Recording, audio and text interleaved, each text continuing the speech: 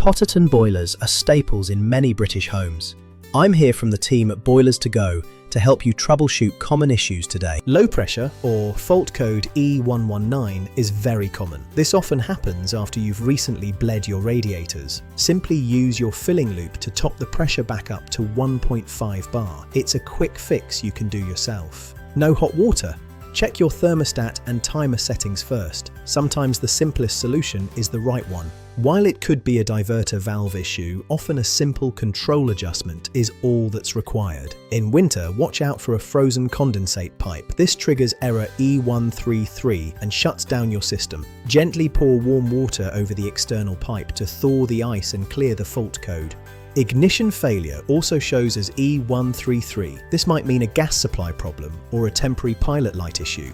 A simple reset of your unit often clears temporary faults quickly. For more expert heating advice, subscribe to Boilers2Go today. We're here to help keep your home warm.